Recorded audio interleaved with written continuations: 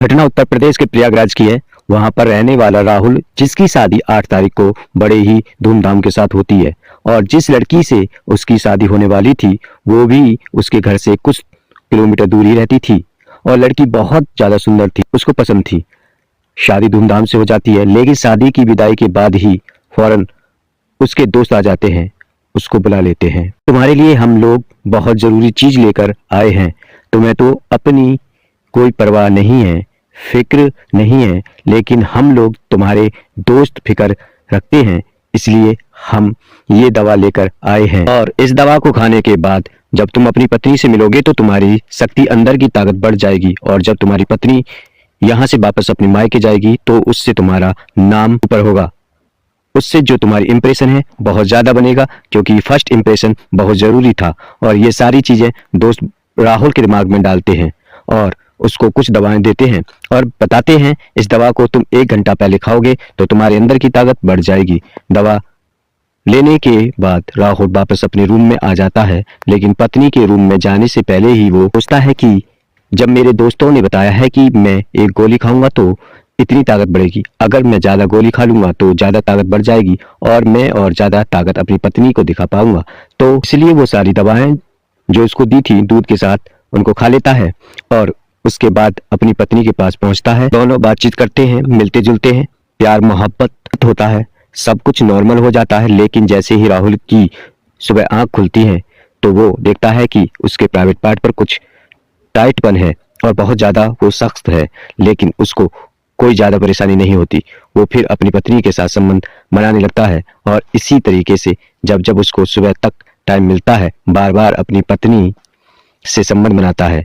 दूसरी तरफ पत्नी, एक तो शादी की तैयारियां, इतना लहंगा और ये सारी तैयारियां, बहुत ज्यादा मेहनत, उसकी थकान, और दूसरी बात पति उसके साथ बार बार संबंध बना रहा था, वो परेशान हो जाती है और वो फौरन अपने मायके फोन करती है, अपनी फैमिली वालों को बात बताती है और वापस अपने घर चली जाती है।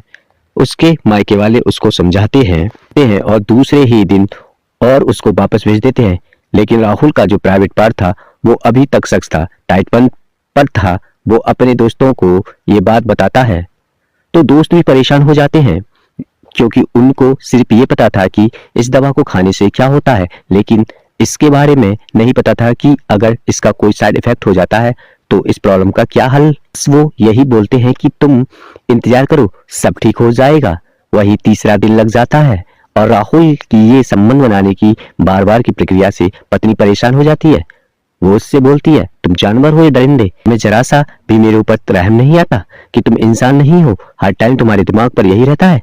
और फौरन राहुल को छोड़कर अपने घर चली जाती है, वापस आने से साफ इनकार कर देती है। और चौथे ही दिन राहुल की हालत खराब हो जाती है। हालत इतनी ज्यादा खराब थी कि उसको अस्पताल ले जाना पड़ता है, और डॉक्टर को जब ये बात बताई जाती है तो वो फौरन चेकअप करते हैं और पता चलता है कि राहुल के प्राइवेट पार्ट पर जो टाइटपन है उसके लिए फौरन एक सर्जरी की जाएगी। और राहुल की एक सर्जरी होती है, लेकिन उसके बाद भी राहुल के प्राइवेट पार्ट का जो टाइटपन था वो खत्म नहीं होता। डॉक्टर्स बोलते हैं कि ये टाइटपन हमेशा रहेगा, ये खत्म नहीं हो सकता, क्योंकि राहुल ने जो दवाएं खाई हैं उसकी वजह से ऐसा साइड इफेक्ट हुआ है कि अगर खुद कुदरत की तरफ से ये नॉर्मल हो जाए तो हो सकता है, वरना राहुल को ऐसे ही रहना पड़ेगा। बाकी सारी चीजें राहुल की जिंदगी में नॉर्मल होगी, राहुल की पत्नी के बच्चे भी होंगे, जैसी जिंदगी चल रही है वैसे ही चलेगी, लेकिन राहुल को टाइट कपड़े पहनने पड़ेंगे और इसी के साथ अपनी जिंदगी को आगे बढ़ाना पड़ेगा। राहुल की फैमिली वाले बहुत ज्यादा परेशान हो जाते हैं, वहीं राहुल भी परेशान है, और देखना है कि आने वाले टाइम में क्या राहुल नॉर्मल हो पाता है या फिर ऐसा ही रहेगा।